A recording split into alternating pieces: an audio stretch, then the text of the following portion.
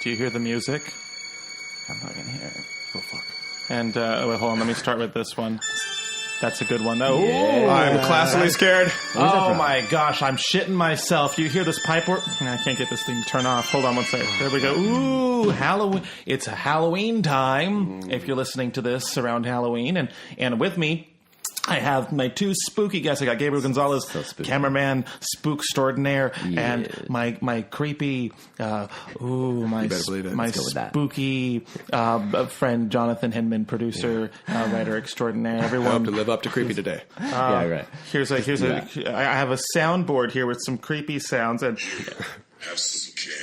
Have some candy. Oh, that's so spooky. Sounds like me. Pedophiles are also creepy, too. This is a very big time of year for them. Surprised more people don't dress up straight up like pedophiles. Right. Well, that is a scary thing. That is it is freak out little kids. That means to imply that children understand the gravity of rape. And, it's maybe... I used to think that pulled up khakis and tucked in, polos were a sign of being educated with the Napoleon Dynamite glasses. At least being a nerd. It doesn't count you out. He's just a nerd. He's just a nerd with a neck brace who lives alone. And if you wear that uniform, you have to be smart, though. Like, if you wear that and you're not. Yeah, you're either a genius or you raped kids. You gotta be you gotta be a certain kind of person to rock that look. Right. With full knowledge of what you look like. So, anyways, that brings me to my next point. Kids walking around, Halloween. Oh, it's a spooky time of year. Trick-or-treating is one of the most fun and terrifying times. A lot of kids go missing. A lot of teenagers get drunk and kill themselves. And for those of you out there who actually have a good time on this holiday, I feel like every year there were teenagers who were just like, oh, so-and-so died this year on a drunk drive-in. It was like Halloween, New Year's, and 4th of July in my town were like the holidays where it's like, who's going to get fucked up or who's dead the next morning? It's like, they were very reckless holidays. But here I still am. I survived the terrible... Halloweens of But what is Halloween as in when we lived it and then what it is now? I think it's the same thing. Is it spooky candy time? How can we know without kids of our own? Because you're right, and we don't live in suburbia anymore. But there was a moment in time where Halloween for me was like walking down a block, going to the house, getting candy, and then like even houses like where like the neighbors would be like really into it, and they'd have like little boxes where you'd reach in and they'd be like, here's what brains feel like, or the spaghetti in there, or something. Right. But then now it's just like, now it's actual brains. Well, now it's I don't know kids anymore. Now I know adults.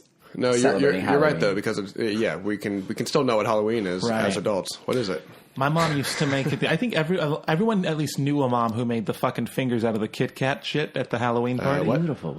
I didn't know that. You never had that? Did you ever have a mom who made the body parts out of like food? Like I feel like every Halloween party. Spaghetti brains. Spaghetti brains. What are the eyeballs? Oh no, I'm not talking about like the texture stuff. I mean like just like party food. Like I remember seeing Kit Kat fingers everywhere. There were just like Kit Kats covered in green chocolate with like I forget what the nail was, but like and they were. I just remember every Halloween there was going to be like. What is that? Just like a finger? Like fingers, but they're like Kit Kats. So you and make them out of finger food, and everyone can have a good laugh. It's just a good spooky treat. There's nothing more. But my assumption is it because it's a black finger? She covers it in green icing, so it's like Frankenstein fingers. Right. It's a dark rotting. I'm just saying, finger, fingers could have been anything. It could have been, But on the inside, it is black. Yes. I just feel like there's some subconscious level shit going on there. That's what I'm saying. Whatever. Does anyone know Frankenstein's race? He's green, but does anyone know who he was before he was Frankenstein? Was he a Hispanic guy? Was he a Chinaman? I don't think he was a Chinaman. Where was his heart from? I think that's what we Oh, he was made of many people. Maybe. That's right. He was made of several. So he's probably many of the races, but I'm talking mostly about his face and dick. Black. Yeah, we're going with black. Let's just start there. And that's what I'm saying. What is, where did you guys spend the majority? I mean, I think Halloween years are like, maybe from like 4 till 10 or 11? I was super unlucky. I didn't get to celebrate Halloween like that. So from like 4 to 10 or 11, like those years, where were you, Gabriel? And a lot of them in Japan. And how do the Japanese do Halloween? Do not celebrate fuck it Halloween. up, exactly. So what you would see was like maybe there'd be like they're mad at you if you do. Yeah. They're like, what does this really mean? Well, it's like Halloween to them must be, and God, this is probably gonna sound so ignorant to say, but I feel like in places like Japan, it must be a lot less overwhelming because in America, like you don't dress up all in. What you saying? What's Halloween? You don't go to 10th intensity. Exactly. That's what I'm saying. So I only had the weird. So when I was a kid, I did have westernized Halloween. So then I would celebrate Halloween, and you go to house to house. But in Japan, it was like maybe there was a few people like 4 people who lived next to each other, and that was like everybody would then just kind of go there and just visit those 4 houses that we were walking distance, you know. Yeah. Other than that, there was no Halloween. You wouldn't go to a grocery store, a supermarket, and suddenly there would be like orange and green lanterns that they didn't celebrate it. Right. So then, right. You know, it wasn't. I came back to Western culture more or less my 11th grade high school. Or senior year, and then went to university, and that's when I saw that the Halloween was no longer like children shit. It was like what I was alluding to before, which is it's an adult thing now. Right? It's backwards. It's not the kids and the people celebrating. It's the businesses that celebrate it more. I'm not talking about business. I'm talking about how scandalous we get. Oh, you're talking Halloween. About the house. Okay, let's cut to the chase here. All right, because it is a whore's holiday. I didn't want to say whore, but I said it. But it's a whore's holiday. For whores. We're getting sued. And there we go. No, but you know what? Because it did shock me. Because I didn't expect it. Yeah. I mean, imagine that if you really didn't see it, because you guys were like it wasn't like that when we were kids. No, not like it is today. No, but there were elements of sex and pussy back then. I remember on Halloween. So? I definitely think. Then I'm naive. Maybe I was just a kid and didn't see it, and it's always been like this. Right. It's like I guess I wasn't 17 when I was 8. Exactly. I mean, the idea of being sexy and spooky was, Elvira. When did she come around? She was. It was not a new. Yeah, concept. That's old. That's right. However, I mean, vampires have been sexy since 1801. Yeah. What up? Oh my god, I hate vampires. If anyone ever bit me in the neck, and we all have to die, guys. And if anyone listening to this is a vampire, I'm sorry that you have to watch all your friends and family pass away. It's more depressing than it is funny. Would you want to be? Yeah, I don't want to live forever. Right. I don't want to watch everyone around me die and I have to make new friends. But I don't want to go to hell. Most of the other things that a vampire or whatever. Are we talking about vampires? Yeah. Yes. Well, it's very serious. Real quick, let's cover all vampires. Yes. But most of the things that a vampire has is dope as shit. Like, you can stay young. Most of the things I have is just super dope. Strength, suave, hang out at night. I mean, totally amazing. Don't have a job. The only downside is you have to rich, kill people to survive. Right. And the other downside is that if you die, you go to hell forever. Right. That's always a part of vampire. Is it you go to hell? Is that where? It's like, well, you by accepting that you've become a vampire, you've accepted that you're a servant of the devil. Yeah, you're damned. And it's like, but then, wouldn't a servant have a slightly nicer place in hell than just a child rapist or a murderer? So you're saying better to serve in hell than better to be the devil's right hand than like a bitch in heaven. Yeah, yeah. That's what I'm saying. That's not. That's not how the phrase goes. But I feel like yours is the realer answer. Yeah.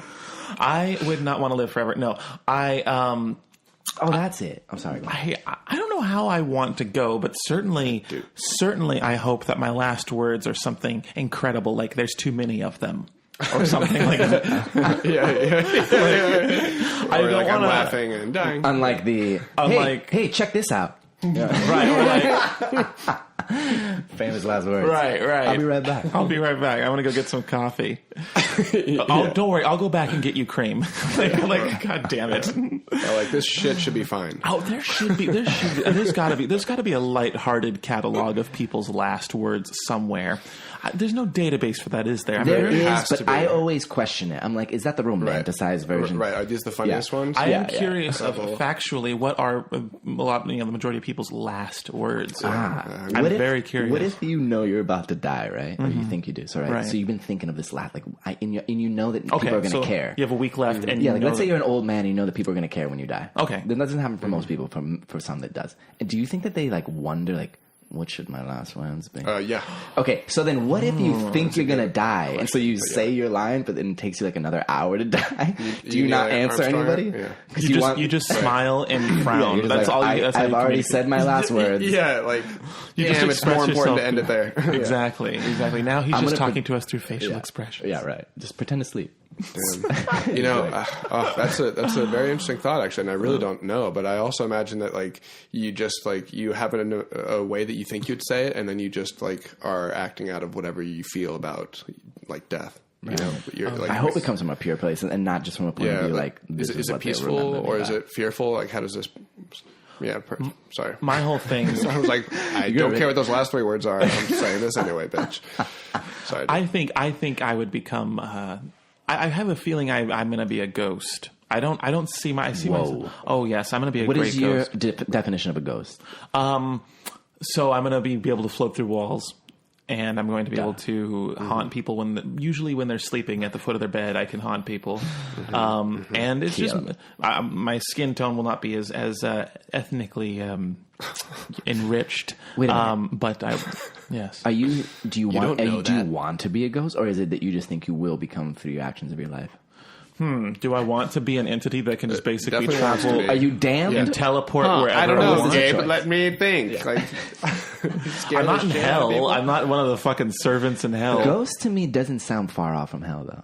Ooh, interesting. It's a very, very. It's like on your way to hell. Well, it depends. What incarnation of a ghost am I? Am I the kind where in movies they can't leave the house because they're trapped in there, or am I? Okay, well then that's a different story. But they're also bound by like a ghost like that. They're bound by their circumstances. Really, like they didn't like say, you know what, I'm going to make a conscious decision to like choose evil. It's like, no, some great tragedy happened. I'm tortured soul. Like this is outside my control, and I need to resolve this or something. And so it's like usually they could still go to heaven, for instance, if it got resolved. Like it's not their fault. Ah, interesting. I think I'd be an evil ghost. If I knew that there was no consequence of hell, I think I would be quite evil. I'd cause traffic accidents, and I would make people's days very well because they get a God's like, Brandon just needs to solve this. Well, okay. I would ghost Google on someone's laptop how to create an explosive, and then I would do exactly that and place them in children's lunch boxes. By the way, don't leave evidence behind on Google, bro. Come on, if you're gonna do this shit, do it right. Well, I would have Go left to the library. If I was alive, it would have been evidence. But I just really ghosted the place. Oh yeah, that's right. You're dead. I'm dead. Motherfucker, I'm dead. Things gonna start blowing up. Fuck. I hope Brandon never dies. Yeah. Brandon never dies then. All right. No, I'm never gonna die. Don't worry. I mean, near-death experiences. Believe them? Oh my gosh. No, they don't happen. Yeah, it never happened. Not once. Not once. But it's funny. People talk about when they die, they come back, and a lot of their experiences are very similar. People who like died on the operating table for like 5 minutes, and they come back having recited things that the surgeons said during that time when their brains were scanning dead. There's people who have like had very similar stories, and I'm not saying there's proof of consciousness in that for death, but it seems like there is.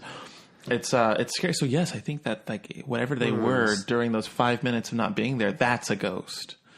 Right? It's got to be. I thought about it. Yeah, those are scary stories. Whatever to that me. time is, that has to be a ghost. Interesting. Because here's the thing, though. Yeah. Did you ever? Okay, so near-death experience, NDEs they call them, I think. Okay, NDEs, near-death experiences. Dude, they. What if? Okay, so you just said that you read a few and they all sound similar. Mm-hmm. I am assuming this is what I read that there's a lot of them that.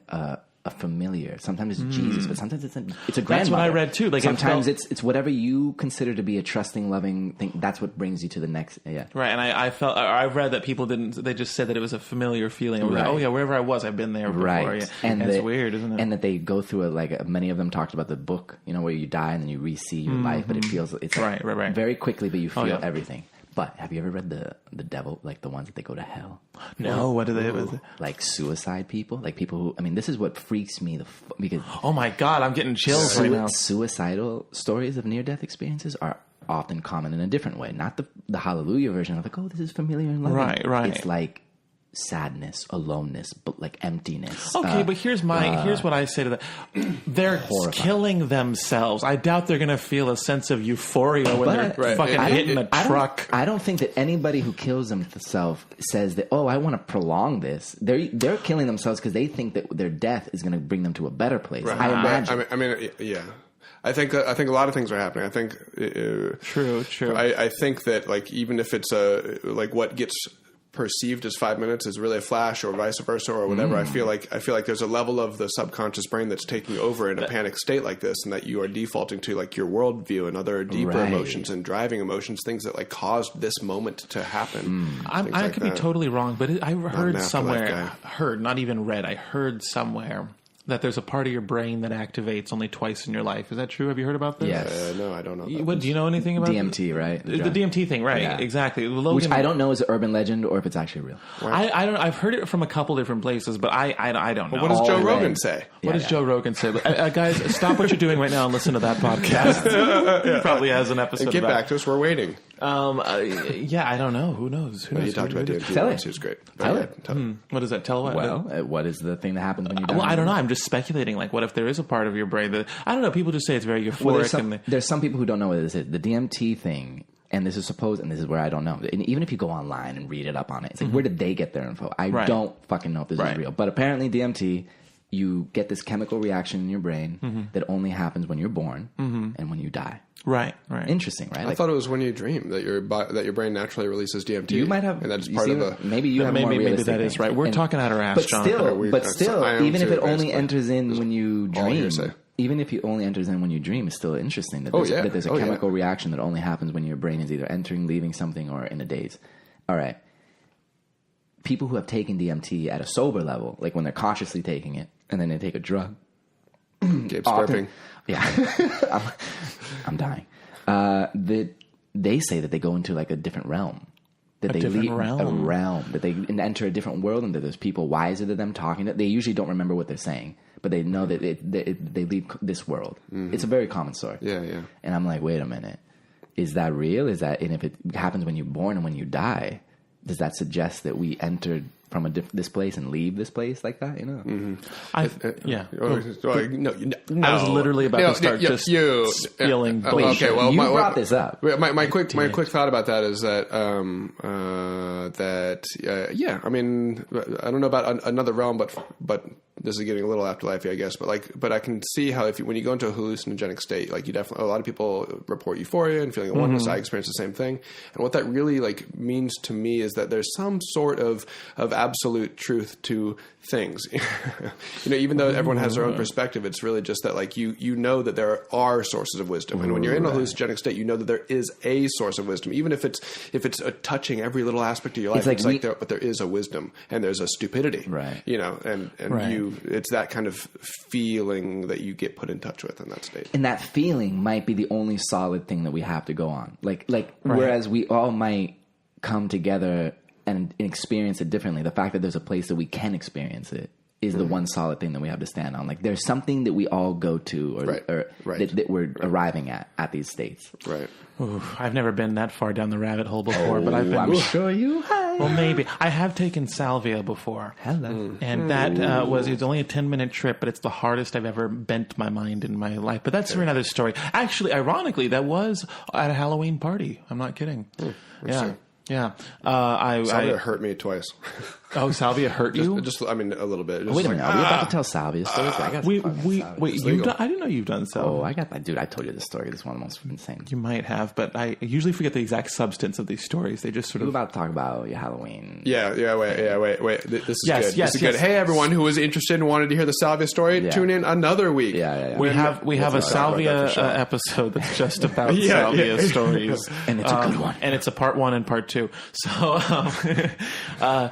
one of them is short. What did you guys? 5 seconds. What did you guys do for Halloween? What did you do? Did you ever celebrate it? So I lived on a military base a bunch of those years, which is an amazing place to have Halloween because you get housed based on one of your parents' rank, just to keep things from being weird on the block, which is an interesting institution. Right. But also, according to kids, it's like if you're on this block, it's like every family is about the same rank and has kids. Awesome. Right. And actually, when I say rank like that, it kind of creeps me out. Wait a minute. Whoa, I want to talk about that sometime. But as a little child, are the same rank? Well, the parents were. I understand that, but are you saying that when you saw dad's a level they separate officers and enlisted so that you don't fraternize and be too close of friends with the people you're supposed to lead into battle. You're not supposed to, right? And so anyway, that is a very interesting topic. But as a child, it was just that all that meant is that every single house. That direction, 5 blocks. That direction, 5 blocks, has a kid my age. That's how they pair you up. And so it's just almost every house has a potential friend. That's how I hope the dream. And they're all Halloween, good at giving candy because it's just you can't not participate in that. You couldn't do that in LA. And it's super safe. It's super safe. Oh, I can imagine a military base. Yeah. Oh my God. And talk about the men, but the children. My neighborhood. I was in this weird middle ground. I was the first kid to move into my neighborhood. We were the first family to move into the block. The house that I've seen. Yeah, the one that my mom is still living at now. Yeah, I was the first kid to. There was a few families who moved in there, but we were the first household with children to move into that block. Right. So it was still a developing neighborhood. I think maybe a few years later, then it was all like new, like 20s couples moving in, which in the early 90s, a lot of married couples were in their early 20s having kids and whatnot. But this was like the neighborhood they were moving to have kids. Whereas my parents already had me and we moved in. We were the first family here. So all the other children were seeds that were planted at a later time. So I was never the same age. Everyone in my neighborhood was much younger than me.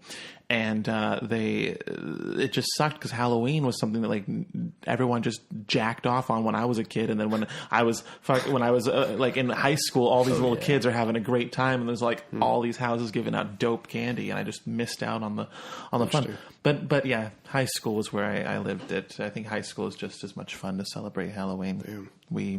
Yeah, I don't know if what you just said is like a sad story. Yeah, it's just a story. You know what? I feel more sad about mine. Yeah, I was like, wait a minute. Well, Jonathan, you should feel sad Halloween. about your childhood. Yeah. Because I was like, wait a minute, the military base was only up until 5th grade. After that, it was absolutely awful. But that was everything. Yeah. All right, I got to use the soundboard, you guys. No, I haven't been using it. That guy had a great Halloween. I have a feeling. That guy did have a great Halloween. Since 1801. Yeah. Sorry, I'm looking at these. There's so many specific sounds on the soundboard. Can you guess what this is?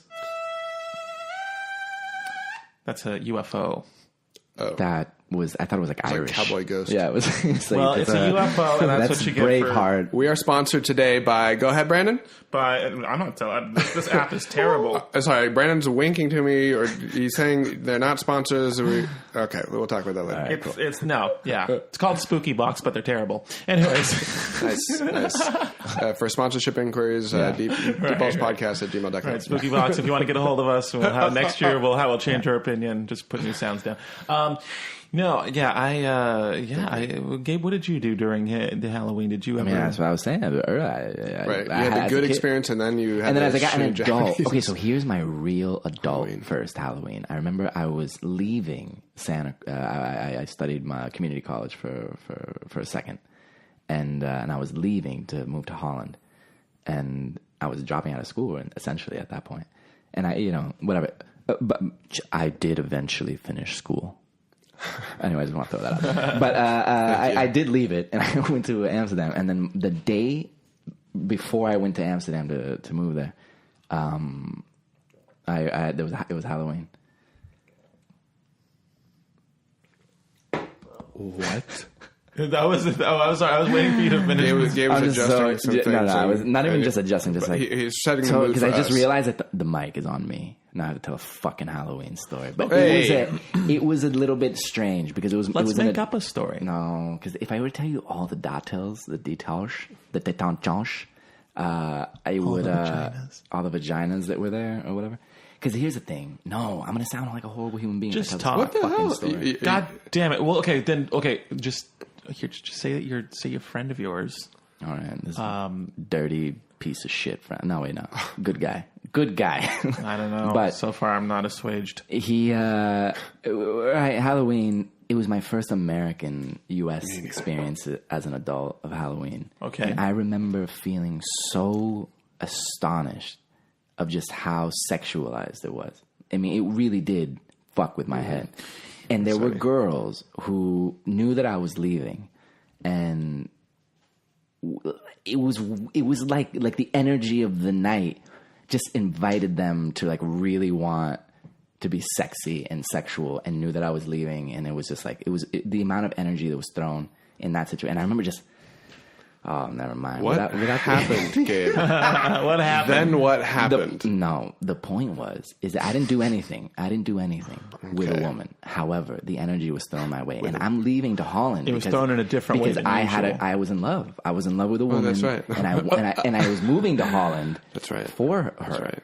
I was so tired of being a long distance relationship. And Gabe is a beautiful person. Yeah. He is beautiful. But imagine this: the day before I leave is Halloween American version, a U.S. version, and it's like the most sexual, raw college, and they're all throwing it like that. And right at your day. And it felt true. Like, I remember there was like a night of like moral, because like here I'm leaving and I've never experienced this type of. Because Halloween is different. I'm telling you, U.S. Halloween is not normal. Yeah, and you leaving is different. That's a different vibe. Everyone's like, I got one opportunity. Right. Oh, yes. It's...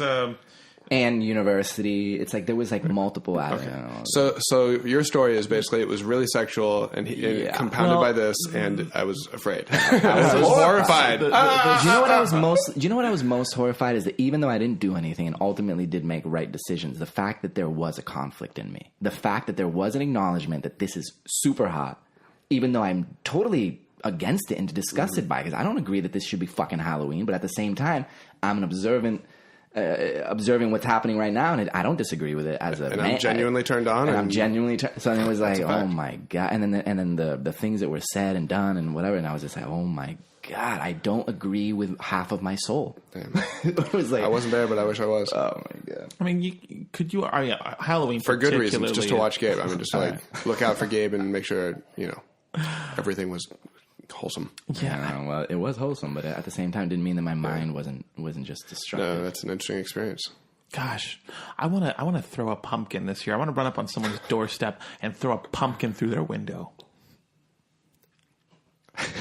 Don't. Hold on, I'm sorry. I was trying to find. There's no pumpkin sound effect on the. Sorry, now it's just an ad that's playing. Okay, well, I think we should announce Spooky's sponsors too. It's called Spooky Box, okay? And if you guys want an app that's okay and plays some sounds that are possibly Halloween noises, then Spooky Box is the app for you. Spooky Box is sponsored by the advertisement for Squarespace, which is on their website. Like, we got all their sponsors. Oh my God! Damn. Yeah, that's Well, you know what? I think the moral of that story was, kids, if you don't fall in love, then you'll have a fun night without guilt. No, do you know what I just realized though? That as I was telling that story, there's nothing to latch onto. I just gave a very generic idea of something, and the person listening is gonna have to like imagine what dirty means or sexual means or whatever, and that could be a whole spectrum. I don't know what people think of. Mm-hmm. It's when you're questioned though, when you have to question like, what actually. I don't know how to put it. No, yeah. Why is this story important to you? Why does it stick out in your mind? Yeah, and it's like I feel like I haven't been able to communicate, mainly because I haven't given details. And it's a shame. It's like, how do you talk about something that you don't want to talk about publicly, but at the same time... Honestly, Gabe, you talk about it. Yeah, that's the truth. Give it to us. I don't want to take over the whole fucking thing, but the when you have to question yourself, and it's funny, like a fucking thing like Halloween. Oh my God. Yeah. I know. Or moments where it's I feel like the holiday is shifting because Halloween is one of those holidays where it's not like Christmas or Easter or 4th of July or any of the holidays that are anchored to a meaning, a specific date or a cause of that. No, Halloween is truly something that's just in the hands of whoever's celebrating it. It's in the hands of whatever companies or whatever people. It's one of those holidays where you can take it and make it whatever you want. There is an origin to it, but it's not like it's become just anyone's holiday. And I feel like in LA, it's crazy. Like I've lived here 6 years, and the 6 Halloweens I've had here, this I guess will be the 7th one. They've all been crazy, like just weird stories and just interesting crowds that I suddenly wind up with, especially in like West Hollywood. Where for those of you listening, if you don't know this, Halloween to a gay man, it's like gay Christmas. There's only 2 times a year a gay man is in shape, if he's in shape, and that is at Pride and at Halloween. And it's like this big, that's funny, big event that happens in West Hollywood. I would argue it's possibly even bigger than Pride. And it's everyone dresses up and they spend so much. Gays, they like to spend time. We like to spend time on our shit. We like to make sure that if we're going to go out in costume, we look exactly the way we want to look. Right. And Halloween is just a holiday that's celebrated, which is basically every other day of a gay man's life, but Halloween is like the one day that hones in a spotlight on that aspect of looking good, dressing up, going out, and being critiqued on what you're wearing. And so every experience, but every Halloween, I feel like it started in West Hollywood for me, and then ended up all over town. We had a dope ass. That was our first. That was one of the first Halloweens we hung out with each other. That was insane because we had just, I think, just done one of our first videos. Too. How are we just now bringing up this? What? This story is like perfect for this podcast. Well, because it's one of those things. It's like when we lived it and it was fun for us, but is it? I think it is. I think it's a story that's like... Well, how do you remember it?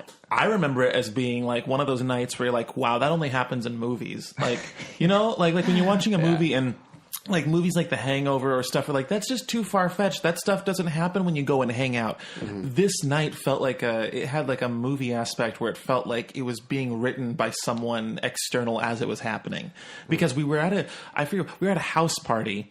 And so we Gabriel's like, I have a friend playing at you guys want to leave this house party? The house party was fun, but there was a band that we went and saw, and so we went and saw the band, and then we met up with someone there who took us to something else, basically we party hopped until 7 a.m, going to... But like parties, it wasn't just like bar hopping. It was just like, okay, we have one scene here, and we're totally chilling. They were the kind of parties you had to know someone to get into. Without details, this isn't interesting. Mm-hmm. Yeah, I guess you're right. Because that's the thing we have to learn. But the last place we went to was interesting because we wound, not the very last, but at some point we wound up in this like high rise, borderline eyes wide shut party in this some rich guy's apartment.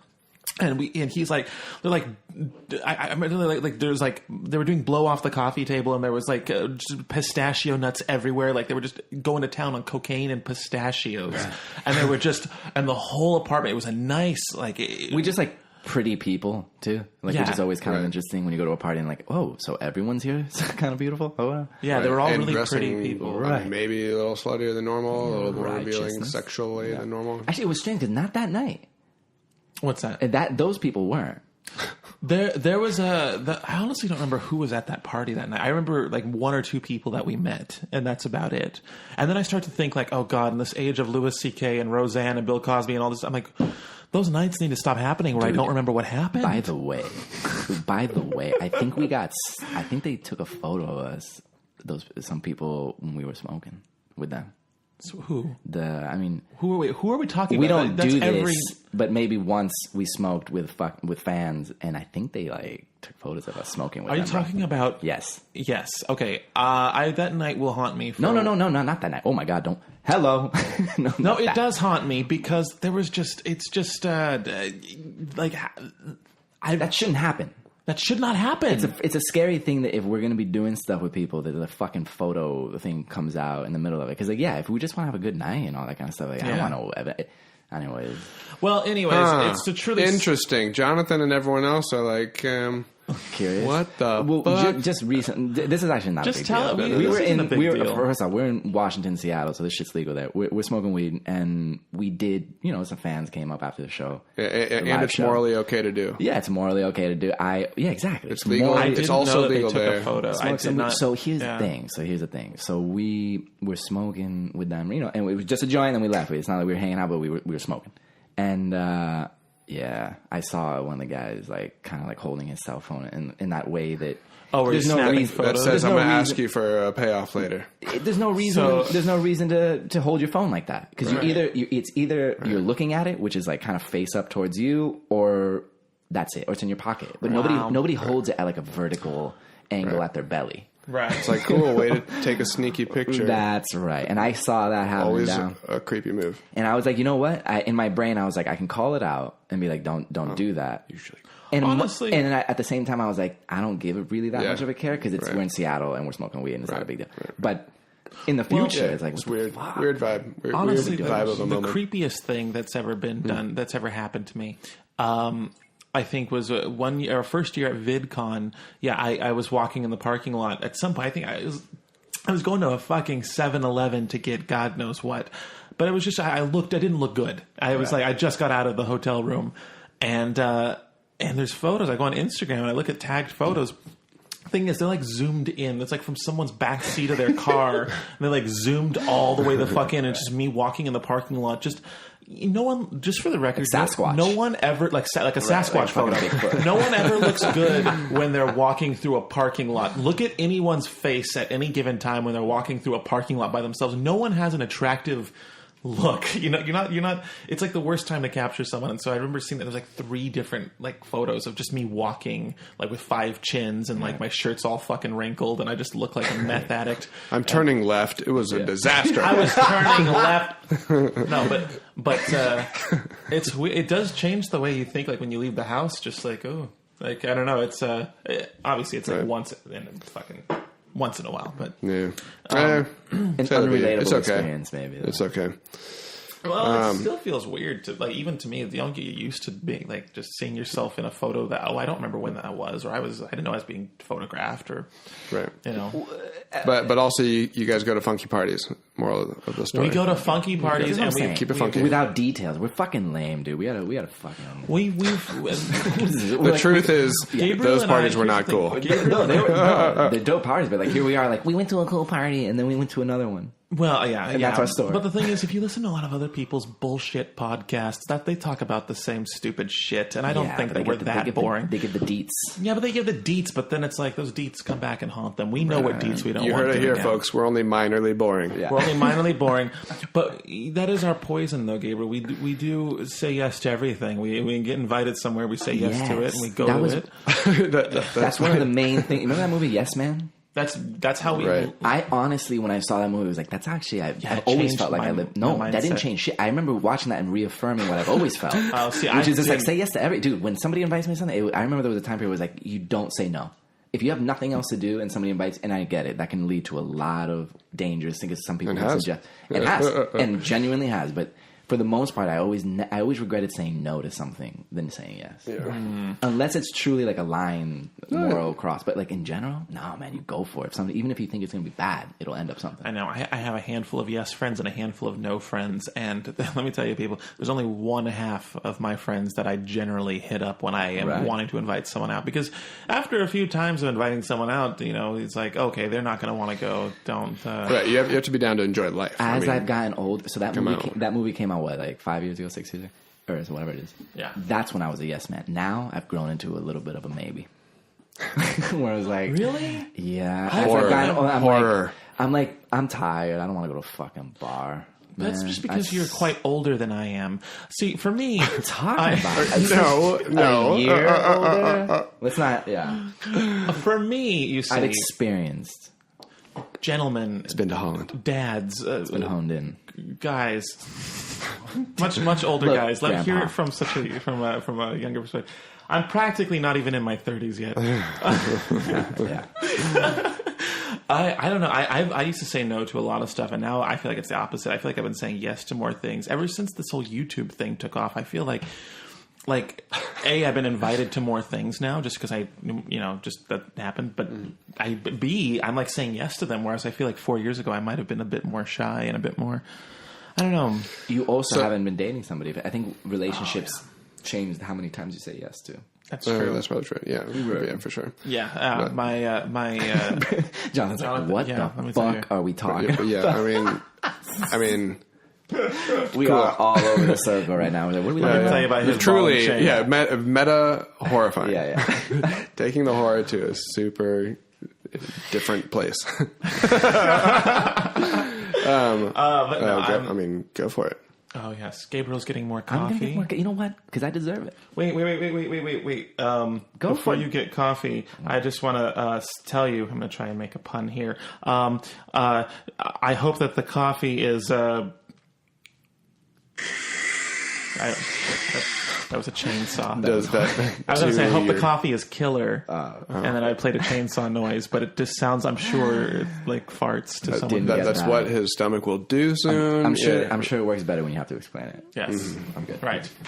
You guys talk amongst yourselves. I'm gonna finish. You'll be fine. I'm gonna finish my coffee while you go get yours. I'm gonna turn my butthole into a concentration camp in an hour. Tell one of your scary stories. I'm sure I'll be scared. Okay. My scary story takes place in the future, just about an hour from now. And we're cutting this all out. And, wait, hey, Gabe. Wait, Gabe. God, you got to close that, or the cats come in. Yeah, we have cats here. Cutting this out. Thank you. Well, Jonathan, looks like it's just you and I. What do you want to... Gabe's probably not going to listen to this bullshit, so what do you want to say about him to our viewers who don't know anything about this guy? That's a good question. I mean, Gabe, he He's just so. What's the word? It's like. Well, he's the spookiest part of. Well, lame, I think, is what you're looking for. Oh, I didn't say that. Well, but I meant nice. That's what it was. He's nice, but we don't want to. We want to use gray words in case he does listen to this. We don't want anything too extreme. Yeah, he'll get in there. He's hacked my computer before and going to do it again. Let me tell you, the spookiest thing about Halloween is trying to figure out what to tell Gabe you're going to be doing other than what you're actually, the cool thing that you're not wanting to bring him to. Some years I've had to tell him I'm just staying in. Well, great. That means I can't take photos that night, right? Some year, or I'll take photos, but I'll release them months later after. You have to be fact. in costume at all times. It's exhausting. It's exhausting when I want to have a good time on October 31st, and it's like I have to tell him, "Hey, Gabe, how you doing? Gabriel, how's the coffee? Is it still Gabriel. hot?" Yeah. I sense a certain level of dishonesty. We're talking about what a ball you are on Halloween. All right. Yeah. So we're talking about Halloween today. We're talking about horror and Halloween. And horrors. Yes. Yes. Brandon, you started off a little bit on your Halloween. I actually wanted to hear more about what Halloween has become to you. To me, yes. Well, yeah. Actually, it's interesting. I'm like, wait. Yeah. Actually, the missing piece is I heard a little bit about the whole gay thing. Yeah. But right. Homosexual. Yeah. Mm-hmm. What's a gay Halloween? Well, it's a gay Halloween? Well, no. What I was looking for is like the missing piece. Like there's the time when you're growing up and you didn't have. I didn't have the normal experience, and then there's the adult version of it, the hypersexualized everything. Let me just clarify. What else is Halloween? Let me just clarify. I did have a normal Halloween experience as a child, minus the friends. I did not have kids on my block who were my age, and I didn't have a lot of friends at school, so I didn't. Halloween, I still trick or treated. Like I still went and trick or treated by myself, and or when my brother, when he was old enough, I went with him. But I didn't really celebrate Halloween with friends, but I still loved... I never did either. I didn't. And now I'm thinking, I'm like, wait a minute. If you're like, I went trick-or-treating, didn't we all have the exact same experience then? Right. It's like, what's the difference? Like your good candy per house average? Like, right. Essentially, we all did the same thing. I remember I loved trick-or-treating, and I hated when my parents would sift through the fucking candy to find a razor. They said some of this candy is going to have razors. Yours did that too? My father... I thought you were going to say take the good shit. My father would check in the light. So we'd be in the kitchen table at the end of the night, and he would hold up every piece of candy to the light to see if there was anything in it. You could see through the wrapper. Yeah. Oh. And then even if it was let's say it was like one of those things where it's like there's a chocolate ball in the middle or something, he would still throw that out. So if it was a candy that you could see through and see anything, whatever, it's like a Reese's cup. How the fuck are you looking through a Reese's cup? That one I don't think. Well, you know what? As a kid, I just have that memory. I don't know how you, but maybe let's say like a lollipop or something. My dad just funny. It's like no one's doing anything to this. No. Like, I mean, I thought the idea that was no. I remember it did. That there was like a weird thing where like one town. Oh no, yeah, one town, and then all of America had to check their candy for 20, 30, 40 years. Yeah. I just remember as a 5-year-old seeing my dad go through the candy, and when he explained, I was the kind of kid who liked having things explained to. I was never like, okay, I'm like, why are you doing this? And I remember when he would explain it to me, how fucking ridiculous that sounded to me. And I remember thinking, you think someone has taken the time to carefully open my Reese's peanut butter cup, insert a razor blade, and reseal the package. Yeah, expertly, and just like, what the fuck are you smoking, Dad? And like, and then I realized everyone else's parents had the same fear, and I'm like, are we all retarded? Well, that was probably too loud. There is a part that's like until it happens to you. Yeah, until it happens to you, but then guess what? It's like lightning isn't threatening to me until it happens to you. I never took it that bad. I remember watching it happen. I still got the candy. There was a few they took away, but other than that, I remember thinking, all right, well, at least nothing will happen to me. But I never was afraid of it, and I never thought anything was going to happen either. It was a kid. It's like you don't think things will happen to you. No, you don't. And in Halloween, it's like I just never saw the threat. A lot of parents were scared in my neighborhood for not just of razor blades, but just anything happening to their kids. I'm like, Mom, no one is going to want to kidnap me and molest me when I'm dressed like a fucking zebra right now. Like, or maybe, I don't know. Maybe people are into that. mean, yeah. We had a couple Kenyan neighbors move in. Sorry. Oh my God. That's horrible. Okay, we're that's sponsors include Kenya. No, sponsors includes yeah. But no, I did you ever find anything weird? What was the weirdest thing? No, absolutely not. No. Never a goddamn thing. It was all delicious or thrown away and probably delicious. What was the weirdest thing you ever got in your trick or treat? I got this one woman gave out bags of popcorn, like Ziploc bags filled with popcorn that I'm assuming she popped because it looked like she just. That's genius. But like, in the sense of like you don't have to buy much. Well, one bag would supply like a few kids. But you also just gotta be hated by all the kids. $1, but like $1 bag of candy at the dollar store could like last you the whole night. Like, why would you go through that? It's like a weird extra effort to go to. You have to make the popcorn, then fill these little asshole Halloween bags and then zip them up and then put them in a bowl. And I'm like, just buy the fucking bag of candy. I don't want this popcorn that you man molested. That's insane, though. It is insane. It's kind of the work of an insane person to do something like that. Who the fuck fills up bags of popcorn and gives them to kids? Are we in 1952 at the fucking circus? I kind of just realized it's surprising that weirder shit doesn't happen. Like, we really are just knocking on strangers' doors and with our children. And asking for candy. That you would think that, like, worse things would happen than what eventually turns out to nothing. Every Halloween is just a great thing. I wonder how many kids ever get sucked into the house.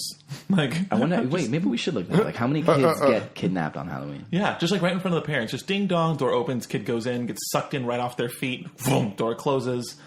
Guess what, Mom? Windows are barred, and the nearest payphone, because it's 1993, not for at least a mile. So what are you gonna do? And you didn't bring the dad because he's off fucking some other bitch because it's Halloween and he needs to get his mind off of you because you're a nightmare tonight. So what are you going to do? So things like this happen. Deep balls. Deep balls. Fucking deep balls. With Pumpkin Brandon, Ghost Gabriel, and Witchy Jonathan. I was like, so everything's spooky tonight. Everything's so spooky. And even though it's 1:14 in the afternoon, we're going to say that it's nighttime because I want people to think that this was... this is completely nighttime. There it is. You can tell. Did you hear that? It's so spooky in here. I think it's just that over and over. Oh, no, it stopped. Anyways, Spooky Box, one of the worst apps I've ever used to play Halloween sounds. Definitely not downloading it again. Sweet. Sometimes trash is... Or, not trash. Things that sound bad are good. Like, it's almost so campy or so cliche that it... Look at us. Yeah. Look at us. Point proven. You can't see us, but we're all naked right now, and it's just like really on point. Oh, it's great. It's great. No, yeah. The weird part isn't that, though. It's the bearskin rug we're all on. Feels too good, if that makes sense. Have you guys done, Jonathan? What did you do last Halloween, or what do you do? I would go with Rachel to Wholesome parties.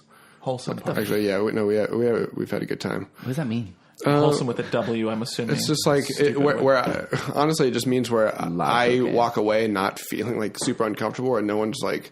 It's just like.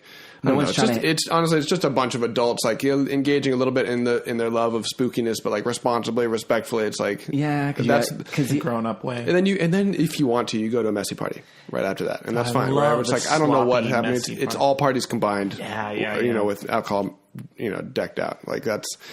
If you want to dabble in that, you can. We do sometimes. Just go have fun. Come on, everyone can just go and have a little fun. But the most of the Halloween is like a responsible indulging in spooky. I love to get stanky on Halloween. I love to get just sloppy. It's like every responsible story of Halloween. That like what you just described. I know it's a new age. It used to be for me. I mean, I'm assuming at that party you didn't do more than one rail. Right. I can tell you that. That's the girl that I'll marry, by the way. Oh, well, you know what? That's the girl I'm going to run from. Well, I run from most girls, but I don't know. Let's talk about marriage. Oh God, that's a scary story. Well, it's a spooky subject. Marriage. I don't know. No. No, actually, I want to say, like, there was this moment. It was one of my Halloween stories. I'll never forget this one. It was like junior or senior year of college, and I was living with my roommate Chris, awesome dude, and we just hadn't like indulged in Halloween because we'd been in a dorm, and it was just like a little too like. You hadn't? We had not. Neither of us are like I don't know into the college party scene. We're just like more loner type kind of people, quiet so people. Wait. So you're saying that on Halloween you never went out? Not very much, but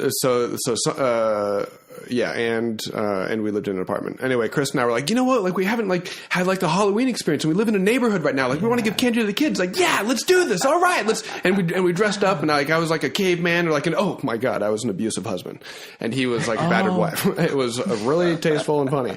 And we're like okay. So we have a little bit of candy. We got to go get some beer though for us, and so we put out candy, and we're like we're going to be gone for 3 minutes. Hadn't seen any kids yet, and put out a little sign like, hey, here's like some candy. Just take a little bit. Need, and we were like it's 1 block. It was 1 block, get a couple beers and come back. Right. And the whole thing was gone. That was all of our candy. And we were so mad. We just couldn't believe it. And it was like we were both mad at how the world was. Halloween was fucking canceled. Like we just pouted and we're just really upset that like the kids would do that. I was like, I wanted to give it to all the other little kids. Like other cute little kids came by and I couldn't give it to them. Isn't it strange too?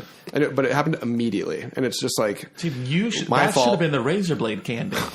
Oh, shit. That's how you do it. Oh my god! That's how you get rid of the bad ones. Oh my god! That's how you get rid of the bad ones. Put the candy out. Whatever kids take all the candy first. Wait a minute, but how do you? What's the you have to put it at the bottom. Okay, right. If you see a good kid come up, if the good kid comes first, takes his one little piece of candy and he leaves, you run out of your house and you tackle that motherfucker. The bottom one. No. Oh God, no! Just tackle any of the kids that take the candy if they're not mean. And then when you see some asshole kids come up and take your razor, and you take their candy and you give that candy. Yeah, so you're making a profit and you're doing some justice. And isn't it sad that like one kid did that? One kid did that. Let's say 100 kids went by. Let's say 5 of them would have done that, but those 5 fucked 95 other people over, or whatever it was. You know, like that. Whoever took that candy. They fucked over everyone else. Yeah, and that's the I don't like those stories for that reason. You know, it's like, man, one person fucks it for a lot. I have a feeling Christmas, but it's also like my fault and Chris's fault for like. Just not. I mean, I know. That's a very nice thing. I've seen those houses before too. No, you guys were fucking morons. That's how it should be. It's an interesting dilemma. Yeah, where it's like I'm sorry, like I shouldn't have like worn a revealing dress, you know. Right. But I mean, not that people. My bad. Not to act as if there's any similar in victimhood, but I just mean the structure of it's similar. Where it's like I wanted the world to be this way. This is exactly the same. Well. I'm sorry, Jonathan. That was Jonathan. You just not my joke. I'm getting scared. Not my joke. I'm getting scared thinking about this story. I would hate to lose all my candy, but don't get scared. Yeah, I don't know. I haven't. And that's what Halloween is to me. I miss, Halloween. The candy being Halloween is when kids show their worst sides. Halloween is to kids like Christmas is to adults. Like, I feel like kids just like. It's a day for them to be reckless without parents. I remember when I was a kid, like when I started getting friends in like middle school, high school, I started having people to spend Halloween with. That was just a night for us to be horrible people. Like we got to be whoever we wanted. What does that look like? I have no idea. Are you kidding me? I'm not. It was just. It felt like I don't know. Like I remember. So you and a bunch of kids would be horrible. Yeah. People. What does that mean? What do you mean? You and a bunch of kids. I was with a really interesting crowd in high school. They weren't the best crowd in the sense of good kids, but they were the best crowd in terms of a good time. Like we would break into like foreclosed homes just so we'd have a place to like hang out and party that night, and like. We would like Halloween we loved doing things that we knew we weren't supposed to. Like we would climb on top of grocery stores and like get high on the roof, or we would. And this would only happen in Halloween. No, this would happen all the time. But Halloween was a night where we really got to like just go crazy and let loose because none of us were going to be anywhere in the morning. Like no one, everyone, it was a small town, so everyone's doing howling that night. Everyone's going crazy. Halloween was just like just had this reckless energy in the air to it. And I remember that being fun. I remember like which house party are you going to tonight? Are you going to Debbie's? Are you going to Frank's? Are you going to whoever? I just list Debbie and both. Frank. Those are two old fucking. I hang out with a cool crowd.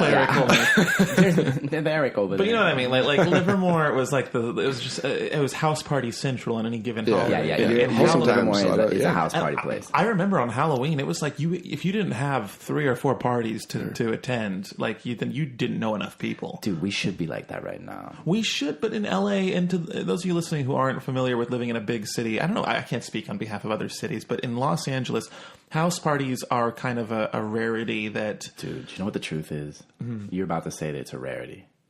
The truth is, it's not. It is though, because most people... First of all, you guys get invited to lots of parties. We do lots of cool parties. Oh, wait, we do. I'm not talking about parties we get invited to. I'm just saying in general, living in Los Angeles, no, 110% it is a rarity. Because, like, in small towns... Sure, there's parties happening here left and right. But if you're in that sense, right? It's harder to have a house in LA. All right, exactly. So if you reach a certain level of social, where if you know a bunch of people, and I don't want to say sound, but I've seen people who are rich or in nicer situations, and those are actually happening. And if you get to that stratosphere, then it becomes a real. They are, but they're not. Have you been to those? I mean, we've all we been, did that year. Right. But those aren't house parties, though.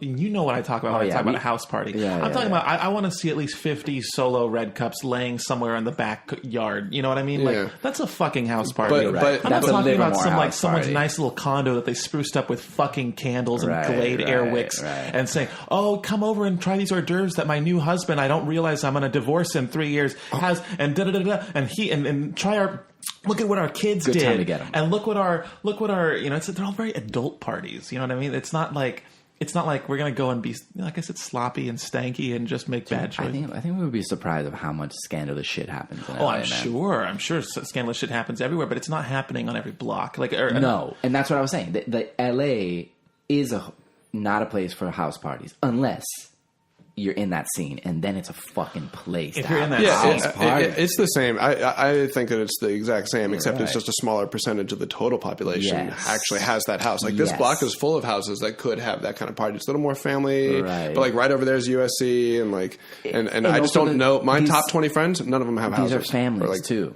These are families. In Livermore, it's like these are all people who live in kids and all rowdy and all that. But when you're an adult and have that type of lifestyle, it's different. Because then you had to and you're the kind of person at that point who got married at 24 and has 3 kids by 29, and you have a different kind of house party with red Solo cups. I just haven't had that same experience since I've moved to LA. I've been to a few parties out here in LA that were like that, but everything I've been to out here for the most part is so grown up and so are you guys even enjoying yourselves? I want to ask you, is this fun to you? I'm not having it. I'm sorry. I'm just basically talking about the grown-up parties. Consider this. Brandon just wishes parties were the way they were 5 years ago. When you were younger, yeah, maybe younger than you are today at least, the drinking at a party, no matter what the circumstance, was different than drinking now. Like when I used to go out, dude, drinking was was part of the mission. Right. Whereas now it's just part of the game. Right. But it's like, how do I put it? It's mission? Like game. Yeah. Whereas you drink to do it, and now we experienced it. But like back in the day, dude, partying was a fucking animal. Like to party was a thing. Mm-hmm. We might be just getting bored with the scene. Well, no, I think that we just I have a theory that when there's too much to do in a city, it makes for dull people or dull planning. Like for instance, when I went to Colorado, I was visiting a friend, a couple years ago in Colorado. Very small town, nothing to do out there, and I went to a handful of house parties, and they were amazing. It's like people know how to have a good time when there's literally nothing else to do. Right. Small towns know how to throw, and I feel like here in LA, I haven't been to a single party in LA where I felt like just the carefree, laid back, spontaneity of a small town party. Everything out here is so well planned, and everyone's dressed up. There's a sense of stick up your assness at most of these things. Expectation. Yeah. I remember I was dating. There was a girl who I invited to a party, and I remember distinctly feeling when she got to the party that it wasn't what she expected. Like I said, "Oh, we're at a pool. Come over." It's it sounds like a pool party, and then we're in LA. there are imagination that can happen, especially since we're like YouTubers or whatever. So they think that like a house pool party is like the ridiculous movie, and it's like, no, it's just a bunch of fucking it's friends at a pool, at a house, quietly enjoying each other's company. This ain't no Hollywood movie. And then you know, I remember her getting there, and you wouldn't have that problem in other places because they don't have that natural reaction to expect it. Whereas like over here, it's like you think Hollywood, you think the movies, Yeah, they're not. I mean, really, the parties out here are just a bunch of adults who happen to find a fraction of time where they were all free to get together for 1 hour before they'll have to go back and do their amazing life. That's how it is. We live among hustlers. Like, we live among people. Right. That's what I was going to say too. Is like more can change. It's like when talking about expectations and everything. It's like at another place. I mean, not that nothing against a smaller town, but like there's a little bit more stagnation in like the flow and the social structure. Maybe even some more security there. Everyone isn't like scrapping to do like something dramatically different than they are right now. Right. No, and so you're like, right. and with that comes a different energy at a mixing party. It's like, oh, it's Halloween. We're all going out to this person's this year again. Like there was there's a predetermined flow of how things are done. Whereas out here, it's like, oh, Halloween. What are you doing this year? I don't know. It's more. I got invited to a new tier or something. Right. Someone who works at Warner Brothers, blah, blah, blah. Like every job, 6 months to 12 months. Like it's all new opportunity. It's like, it's a different. And the idea of networking. Whereas like, okay, you get invited to a party. You're just going to go shoot the shit with your friends. In another place, that's not LA or New York or whatever. You go out and you just party to party. Whereas, like, a lot of times, like, oh, there might be people there to actually talk. Like, you already, the expectations are higher. And I got to be honest, both kind of, even though I've been shitting on LA stuff, I've been shitting on it hardcore. Both types of parties, I think, are fun in their own way. Mm-hmm. I enjoy networking because there is a sense of excitement to going to a party and thinking I might meet someone who, you know, I could collaborate with, or could be beneficial, or could be, you know, that we could create things. Like every party, you can meet new people. You can create things together. I'm always excited to awesome. meet new, you know, potential actors or other people to work with. So I like that aspect. I like that aspect of here in LA, we're all kind of in the entertainment world. You know, a lot of people, you go to a lot of parties, and 90% of the people you talk to, oh, he's a musician, she's a writer, he's an actor. Or like trying to be. It's like, oh yeah, they have a normal job, or regular, quote unquote normal, but then they're trying to be this. The point is, we all have our heads in the same direction, right. and we're all down for that. We're all right. Whereas the other parties, like you were saying, both of you were saying, in smaller towns, it's like we're all just going here to have a good time, get to party, which can also be total relief. Yeah, right. I like that as well. And I guess my whole frustration is that in LA or back home where I'm from in Livermore, neither place do I have the option of either or. You know, it's like in LA, odds are I'm going to go to that kind of party on Halloween. Right. And in Livermore on Halloween, odds are I'm going to go to that kind of party. You know what it is? Well, it's so sad. We have enough friends here to actually have our own party to do it. We just but don't have over here, there's an oversaturation of things to do. So it's like you ask them, hey, what are you doing for Halloween? Well, I was invited to this. And then it's like, if we were in a small town, we'd all be probably hanging out in the same spot because those were the only two things to do. True, but also in a smaller town, we all had more area to hang out in. Here, I mean, Jonathan's got the biggest place among all of us, and this place would even be small to have a party. You know what I mean? Like everyone out here, everyone we know lives in an apartment. We know, bro. Everyone that we know. I again, I'm speaking on our very unique, all of our social circles are people who live in studio apartments or one bedroom apartments who no one has for the most part. Jonathan here. Well, not even me. And by the way, let's not front. It's not like Jonathan's place is the fucking big. It's a normal place. It's what I consider. It's a 2-bedroom. For those listening, it's like 2-bedroom is nice. It's basically. And by the way, even when you say 2-bedroom in the mid anywhere across America, 2-bedroom is actually huge. It's LA 2-bedroom where it's like small. Fair. I think your house. I think your house. Thank is you. Very big. No, I strategically placed. There's people all over. Strategically placed a bottle of water halfway between here and the exit, so I can replenish my fluids as I leave the house. Goddamn right. I'm not sure what that means, but I like it. Let that sink in. That was a joke, you see, I was making about how big his house was. About ejaculation, and that halfway through the way, you might need water. Not about ejaculation, but we can... do that. I was hoping. Constant subtext of ejaculation. Anyways, the fact of the matter is, and I know I've been downplaying how our status by saying most people, but it's true. Some of the biggest YouTubers that I've met live in studio or one-bedroom apartments. There's nothing that doesn't downplay who we are, but it should honestly... #adpocalypse. #adpocalypse. What I'm trying to say is that... we think... Oh, sorry, not to cut you off, but # we imagine things as listeners, for YouTubers especially, that don't exist in the real world. I'll leave it at that. We'll discuss that another day. That's not the point I'm making. I'm just saying, no, the point I'm making is that we have... We'll edit that out. All right, go on. The point I'm making is that just in LA, no one I know has a place. And if they do have a place that's big enough to have an event, they're too important to be hitting up to hang out with most of the time. It's like... No, don't. They're looking at me like we're better than that. No, we're not. Most people I know live in the... But so what do you mean? Fuck is better than who? Yeah. Nobody's better than us. Yes. We're not going to hit and be like, hey, better. what are you doing on Halloween? Can we party at your place? No, we are no better than anyone, but nobody's better than us. They're not going to... They have a house because they're fucking That's adult. your own mind putting on different obstacles on itself. Yeah, we can talk to anybody that we know and be like, hey, what are you doing? And it'd be fine. They would answer you like, "Oh shit, hey, you want?" You know, they'd be fine. I disagree strongly. No. Whether you're comfortable, dude, you're talking to a guy who wouldn't do it. Right. Just because I agree with you that I feel comfortable doing it. I would like to know who has a house that would like to let us throw a party at their house. Anybody who texts me saying, "Hey, what are you doing for Halloween?" would make my day better.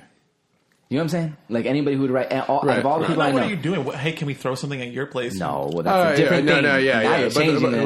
Right. The real thing is, can you reach out and like, can you get something going at someone's house? Right. The point I'm making is a place to have to like party on Halloween. Like that's. Oh, do you hear that spooky sound? That sound. Hold on. Oh God, hold on. That was a disaster. I'm like this. Okay. Great soundboard. That sound means that we're coming to the end of this podcast. Honestly, I have had an amazing time here talking about... Don't you lie to me. What are you talking about? All right, never mind. Finish your thought, Brandon. I'm trying to finish this fucking show, you were having an amazing time. You were having an amazing time. Jonathan. Mm-hmm. Yes, Brandon. Yes, Brandon. You've been a pleasure to have Jonathan on this show. I can't express to you how important you are to this show. Thank you, and that cannot be understated. Gabriel. Yeah. We're friends. You're here. You're here. We both acknowledge that you're here. Oh my God, guys! If you are listening to this before, when is this show? When is it released? We got to talk about it. Let's not make dates. Well, I know. Well, okay. Listen to me. It's coming out before Halloween. It's coming out before 2019. That's what I mean. Before 2019. And I want all this left in, even though we sound like a bunch of cocks talking over each other. I want this all left in. By the way, yeah. And before we cut anything out, let's all three say this stays in. Let's all three say this gets cut out. 1, 2, 3. This gets cut out. Oh, wait. What are we doing? There it is. Next. There it is. I want to just say, if you are listening to this before October 31st, I sincerely hope you all have a fun and safe Halloween. It's a wonderful holiday. If you're a ghoul or a homosexual or both, it is a brilliant time to be spooky and to have friends and parties. And if you live in a small town and you're like, I'm going to stay in. No, you hit up one of those house parties and you go get plastered. Say yes. Just say, well, that could sound creepy. All right. But just whatever happens, say yes. No. Guys, thank you so much for having another great podcast. I think we knocked it out of the park once again today. I hate myself a little less this time. Nice. Really? Nice. And I think that's an important step. Ideally, we hate ourselves just a teensy bit less. Well, see, the thing is, I hate listening to myself. So the trick is I just never listen to these episodes afterward. Don't do it. A good asshole doesn't realize what he sounds like to the masses. So, yeah, that's being a classy ass, and that's what I strive for. Guys, thank you for listening, and be safe out there. I hope if you're listening to this after Halloween, then I hope next year you have a safe time and make good choices. And until then, okay. There's an ad now. Okay, thanks, Spooky Box, for these fucking 5 ads. There we go. And... Wow. That was worth the payoff, and I'm appreciative. Okay. Wait. Make another sound. Is there another sound? This one's called I Will Find You. I will find you. Nice. Hey, remember, subscribe to this podcast or... Here's a spooky glass shatter. Oh, yes. My God. That's on this soundboard. Some kind of a bowel movement. Anyways, thank you all for listening, and I hope you have a great evening, and stay ghoulish and spooky. Happy Halloween. Happy Halloween. Oh, yes. Ooh.